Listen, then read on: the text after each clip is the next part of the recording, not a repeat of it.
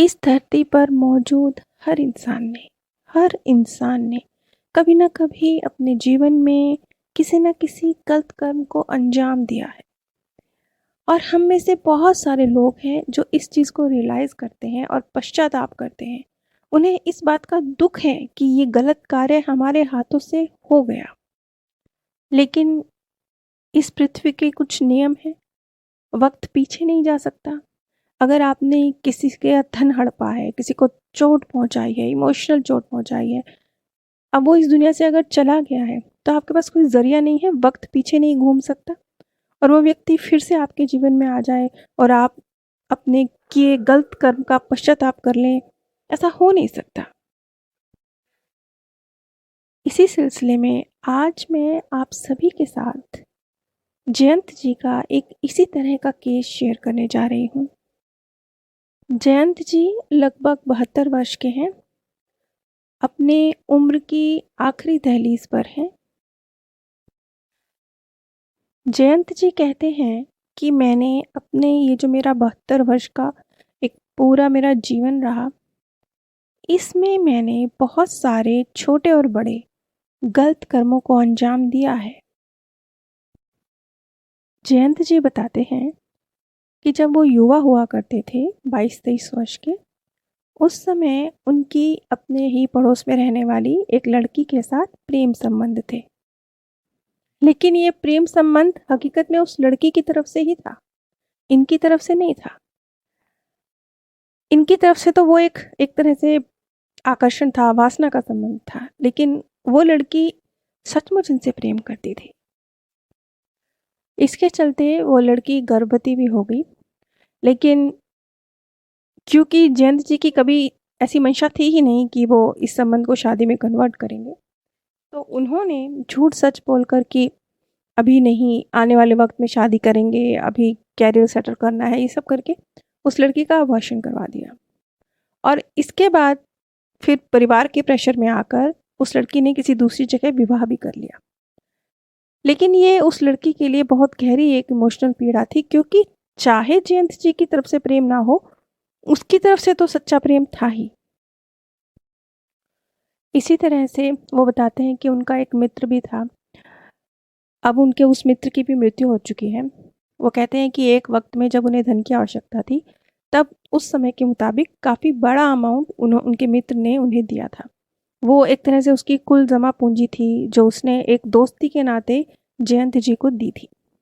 लेकिन जयंत जी, ऐसा नहीं था कि उनकी कोई इतनी बुरी कंडीशन थी कि वो रिटर्न कर ना सके, लेकिन जयंत जी ने काफ़ी उनकी धनराशि कुछ वापस करी और बहुत सारी नहीं वापस करी, जबकि वो सक्षम थे, वो कर सकते थे। इसी तरह के और भी कुछ किस्से हैं जो जयंत जी ने अपने जीवन के बयां करे। अब हम सीधा जो जयंत जी का सेशन रहा, उसके जो मुख्य पॉइंट रहे, उन पर आते हैं। जयंत जी उम्र के इस आखिरी पड़ाव में सच्चे मन से जो भी गलत उनसे हुआ है, इसके लिए पछतावे कर रहे थे। शायद यही वजह रही होगी कि कहीं ना कहीं उनके रिलीफ के लिए उनके मार्गदर्शक की गाइडेंस उन्हें मिली। उन्होंने आकाशीय लाइब्रेरी में, वो कहते हैं कि मेरे सामने मेरे पूर्व जन्मों के नहीं, इसी जन्म के जो मैंने जिया है, जो मैंने जिसके हर एक घटना से मैं वाकिफ हूँ, मेरे जीवन के वही पन्ने खुले। और जब मेरे जीवन के वही पन्ने खुल रहे थे, तो मैं समझ नहीं पा रहा था कि ये तो मैं जानता हूँ, ये तो अभी घटित हुआ है मेरे जीवन में। ये मेरी वो प्रेमिका है जिसे एक तरह से मैंने धोखा दिया। ये मेरा वो मित्र है जिसका मैं पैसे दे सकता था, नहीं दिए। तो ये सब मेरे सामने क्यों आ रहा है? जयंत जी स्पष्ट रूप से अपनी इसी जीवन की घटनाओं को आकाशीय लाइब्रेरी में, अपनी उस आकाशीय पुस्तक में देख रहे थे। उनके साथ उसी आकाशीय लाइब्रेरी के, आप लाइब्रेरियन कह लीजिए, अब हम सीधे सरल शब्दों में बात को स्पष्ट करने के लिए हम उन्हें लाइब्रेरियन कह के संबोधित करेंगे, वो भी मौजूद थे, जो उनके मार्गदर्शक नहीं थे, लेकिन एक तरह से उन्हें वैसे ही गाइड कर रहे थे। वो एक तरह से उनकी आकाशीय पुस्तक के रखवाले थे। वो जानते थे कब कहाँ क्या देखना है, कितना देखना है। जयंत जी कहते हैं, मैंने जब उस पन्ने को छुआ, मेरे सामने वो वक्त बिल्कुल जीवंत हो उठा। मैं एक बार फिर से उन्हीं लम्हों में था जो मैंने उस लड़की के साथ गुजारे थे, लेकिन इस बार उन्हीं लम्हों को मैं किसी और तरह से देख रहा था। वही लम्हे, वही शरीर, वही स्थान, वही वक्त, वही बातें, लेकिन अनुभव बिल्कुल अलग।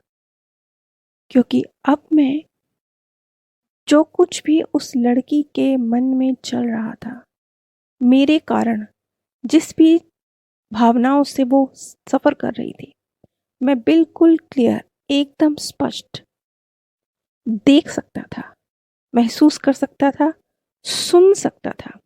ये कुछ ऐसा कह लीजिए जैसे सामने वाले का मन आप सुन सकते हैं, जो मन में उसके विचार हैं आप वो सुन सकते हैं। ये कुछ ऐसी स्थिति थी। वो कहते हैं, मैं स्पष्ट सुन सकता था वो लड़की जो मेरे बारे में सोच रही थी। मैं और जयेश, हम एक बहुत खूबसूरत, बहुत प्यार भरा जीवन जिएंगे। जयेश मुझसे बहुत बहुत प्यार करता है और हम दोनों कभी अलग नहीं हो सकते।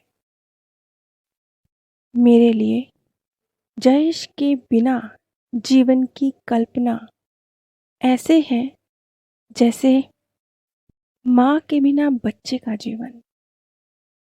एक स्थान पर वो लड़की ये भी कहती है, जिसे जयेश जी स्पष्ट सुन पा रहे थे और महसूस कर पा रहे थे,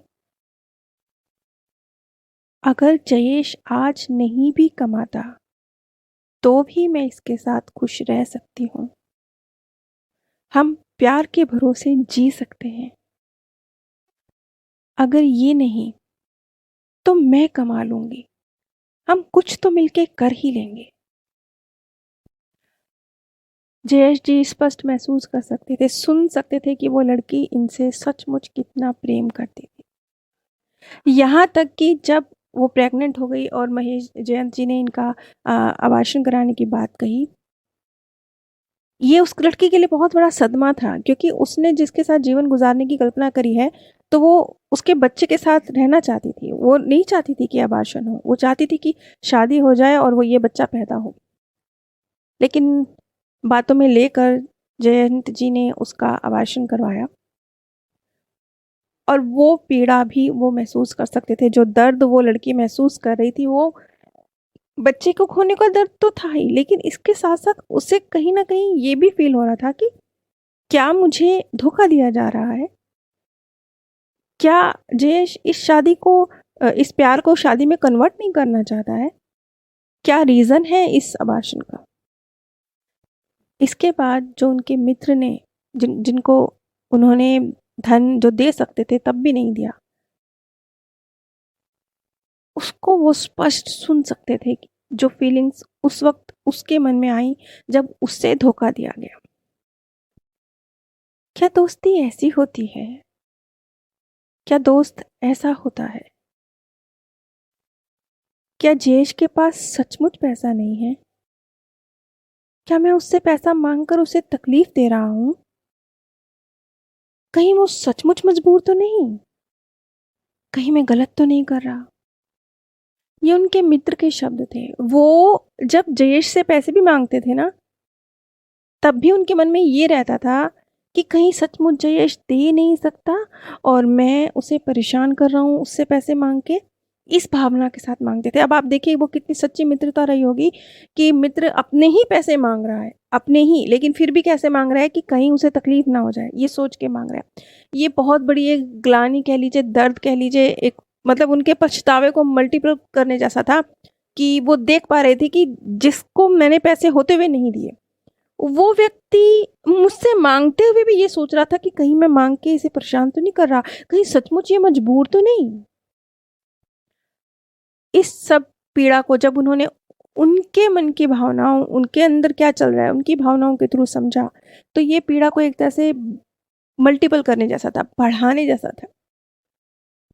और जब वो बहुत ज़्यादा दर्द महसूस कर रहे थे, उनके आँख से आंसू बह रहे थे, उस समय उनके जो लाइब्रेरियन, दिव्य आत्मा कह लीजिए, संरक्षक उस आकाशीय लाइब्रेरी के कह लीजिए, उन्होंने उनसे कहा, तुम्हारे पछतावे ने इस अकाउंट को यहीं बंद कर दिया है। उन दोनों आत्माओं को जो पीड़ा आपने दी वो समाप्त हो चुकी है। ये अकाउंट चुकता तो होगा, एक बार फिर से तो खुलेगा, लेकिन बहुत हल्का होकर, ऐसे जैसे तुम चुका सको। ये उन लाइब्रेरियन का मैसेज था जयंत जी के लिए कि खुलेगा ये अकाउंट, वापस भी करने पड़ेंगे वो पैसे, वो इमोशनल पीड़ा जो उस लड़की ने भोगी वो भी सामने आएगी, लेकिन ऐसे आएगी जैसे तुम चुका सको। और जिस पल तुमने पछतावा किया, रियलाइज किया कि ये गलत है, उस पल से वो ऊर्जा वहीं रुक गई। जैसे हम किसी से पैसा लेते हैं ना तो ब्याज चढ़ने लगता है, लेकिन जिस पल आप मूल लौटा देते हैं ब्याज रुक जाता है। कुछ ऐसे ही समझ लीजिए, जिस पल से जयंत जी के अंदर ये एक जो ग्लानि थी, उनके अंदर एक पछतावा था, तहे दिल से एक इच्छा थी कि मैं कैसे क्या कर सकता हूँ, अब वो दोनों दुनिया से चले गए, उसी पल से, उसी क्षण से ये अकाउंट बंद हो गया। अब मूल तो चुकाना पड़ेगा, लेकिन वो इस रूप में कि आप चुका सको, ऐसे जैसे आपने किसी का कर्जा चुकाना हो, लेकिन आपके पास पैसा हो, आप चुका सको। क्योंकि कर्जे दो तरीके से चुकाए जाते हैं ना, एक आपको पता नहीं कैसे कैसे इकट्ठा करके चुकाना पड़े, आपको हो ही ना, और एक ऐसे कि आपके पास था तो आपने चुका दिया। जैन जी का ये पीएलआर तो यहीं समाप्त होता है। इसमें हमारे लिए बहुत कुछ है जो हम समझ सकते हैं, सीख सकते हैं, क्योंकि इस दुनिया में जितने भी आत्माएं हैं, सब ने कभी ना कभी कुछ ना कुछ तो गलत किया ही है। हम सबके अंदर किसी में कम, किसी में ज़्यादा, किसी न किसी चीज़ को लेकर पछतावा तो है। लेकिन अगर आप सच्चे दिल से पछतावा कर रहे हैं, तो आज और इसी पल से, अगर वो व्यक्ति है, जीवित है, और आप उसके प्रति गलत कर रहे हैं, तो आज और अभी उसे ठीक कर दीजिए। आज और अभी, क्योंकि अभी वो जीवित है, अभी आप चुकता करेंगे, आसानी से कर देंगे। और अगर कहीं वो व्यक्ति इस दुनिया से चला गया है जिसके साथ आपने गलत किया है, तो हो सके तो उसकी फैमिली के लिए कुछ कर दीजिए। अगर आप करने में ही सक्षम नहीं है, मान लेते हैं कि कुछ भी नहीं कर सकते, तो एटलीस्ट सच्चे मन से अगर आपका पछतावा है, तो ये कुदरत ऐसी परिस्थितियां तैयार करेगी कि आप वो अपना अकाउंट इजीली चुकतू कर पाए। लेकिन चुकाना ही ना पड़े, ऐसा नहीं होगा। हाँ, आपका पछतावा उस कर्जे को मल्टीप्लाई नहीं करेगा। आप सभी पर परमात्म सौंदर्य, प्रेम और आनंद सदैव बरसता रहे। आप सभी दिव्य परम धाम में स्थान प्राप्त करें। इस धरती पर मौजूद हर इंसान ने